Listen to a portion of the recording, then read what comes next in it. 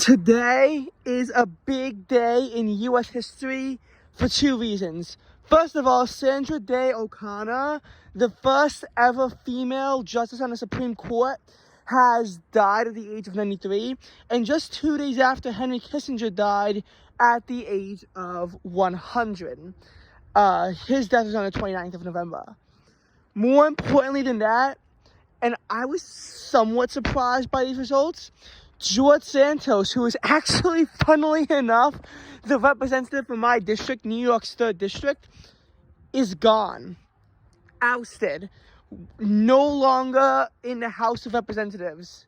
By a vote of 311 to 114. And keep in mind that in order to be removed from the House, you need 290 votes, which would have required 77 Republicans to have supported the cause. And we got about 100 Republicans to support the cause.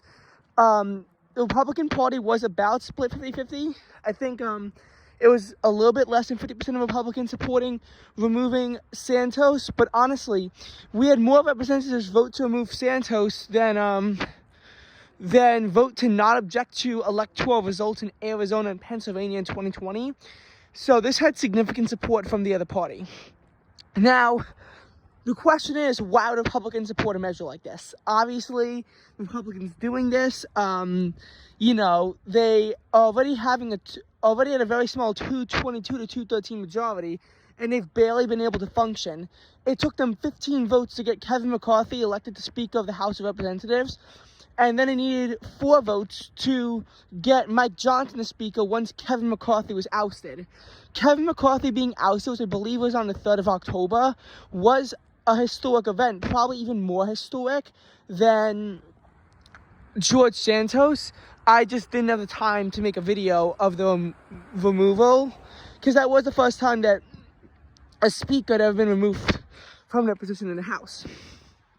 But expulsion from the House has only happened 5 times before, 3 of them in the Civil War for removing people who had publicly declared allegiance to the Confederacy. And the other 2 times that someone was removed from the House, it was after they were convicted of crimes. Like, actually convicted of crimes. And yes, we have seen censorship happen quite often, but the difference with censorship is that it only requires a simple majority, and censorship also isn't removing someone from the House of Representatives. All censorship is that it means that it's just like, I don't know what censorship is exactly, but it's kind of like a warning against them. Removal from committees also only takes a majority of Congress, so that's easier to do. And in some cases, if Democrats have control, they can use this against Republicans, even if they get no Republican support. And while sometimes they get some Republican support, I mean, like, people who have extreme views do get censured, and they do get removed from their committees. But expulsion from the House is much more serious, and like Majority Taylor Greene, even the Democrats tried to get her expelled from the House, they couldn't, because Majority Taylor Greene is when they censured her, she only had 230 votes, and I bet that some people who voted to censure her would not vote for an all-out expulsion. This is different, and what makes it even more different is that Santos has simply been alleged of these crimes. He has not been convicted yet, hence why he refused to resign, and hence why a lot of Republicans still did not support the measure. Obviously, enough of them did after the Ethics Committee report came out, but I didn't think that enough Republicans vote to impeach him, especially with the presumption of innocence until proven guilty. Because that's how American society works. Cuomo is another example where he refused to resign until the report came out, although once the report came out, he did eventually resign, and on August 24th, 2021, he was already out of office. But what makes Cuomo different was that he did resign after the major Ethics Committee report came out, and he would have been impeached. And in New York, when you're impeached, you can't serve until the vote to remove you fails. Or I don't even know if there is a vote. It might be that impeachment and removal are the same thing. Not the case in the U.S. government, by the way.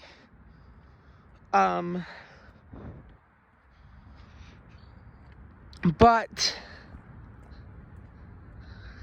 you know, that's what we're facing with George Santos right now.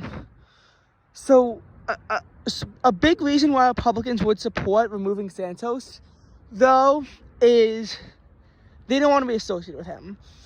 As we know, Democrats are going to use George Santos and try to claim that all Republicans are like George Santos. And they're going to try. But if Republicans supported the removal of George Santos, you know, I'm pretty sure that all the ones on Long Island supported the removal of George Santos. They're trying to not make him, you know, them look like they're associated with him in any way. Democrats are going to try to use it anyway, but it weakens their case. It makes it less likely that they'll be able to use the excuse that all Democrats, that all Republicans are like Santos in that case. The New York 3rd District is going to have a special election, and that will be a very likely flip to the Democratic Party. That's pretty much certain that the Democrats are going to be able to flip the 3rd District, a seat that had previously been Democratic for 22 years and only recently flipped to Republicans. Not the 3rd District in general, because the 2nd and 3rd District practically flip-flopped. I'm just talking about the area of northern Nassau County-ish.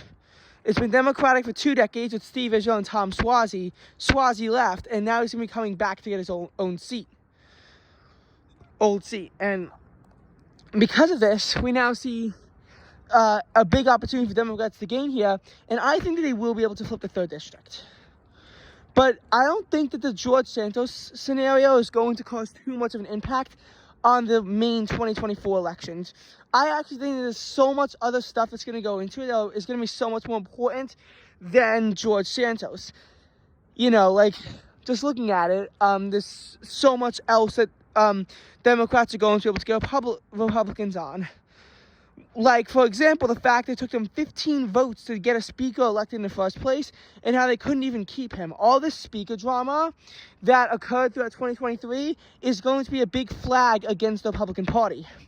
It's much more significant than Santos. Santos is one congressman that a majority of Republicans have condemned, and a significant amount of Republicans voted to expel him from the House. Whereas with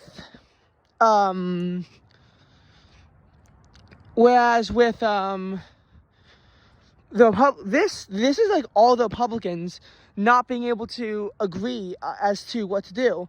They're going to be able to use Trump. Trump is a lot more influential. He's been indicted on several charges, just like Santos. I wonder if they're going to be able to have a trial for him before the election. It might just keep getting delayed until past the election. If he wins the presidency, they cannot pursue any legal action against him unless he's removed from office. You know, and obviously, you know, obviously with this election, it's going to be an election that could bring America closer to civil war. I think that the Santos thing is actually a little bit of a saving grace as to why America might be able to stave off a civil war. But I'm going to be honest, I'm not optimistic that America is going to be able to avoid a civil war. Not so much so like the one in the 1860s that involved secession, but American political polarization is reaching the levels that it reached in the 1850s and 1860s. I don't think it's going to be like as sectionally divided. What I just think is going to happen is that it's going to turn out into this all-out civil turmoil. Honestly, if there's a period of a second American Civil War, it would, number one, be a lot less formal than the first. Like how the Second 100 Years' War was less of a, formal war in that sense than the first 100 Years' War. The first 100 Years' War from 1337 to 1453 was well known, but the second 100 Years' War from 1689 to 1815 was, less well known as that, because it encapsulated many different smaller wars between Britain and France throughout the time period that many would collectively refer to as the Second 100 Years' War. It's, a little bit different. This Civil War is going to be a lot harder to pin a start date on. We can't just simply say when the Confederacy declared war in the Union, we have all this political turmoil in the U.S. to go back to. And honestly, when could it start? 2016? 2020? Maybe with the January 6th insurrection in 2021? Sometime in 2022, 2023, 2024? Maybe it could even go back to 1994, though that's a ridiculous stretch. Well, my point is, though, is that it might stave off from being an actual war, but we could still see a lot of political turmoil in the U.S. that would have people at least informally call it a civil war. You know, different factions trying to gain control of the government and committing violence against each other. Sounds like what's going on in Libya right now, or Syria. So there's definitely reason to believe that the U.S. might be going to a civil war, but it's probably not going to take the shape that we would commonly expect it to take.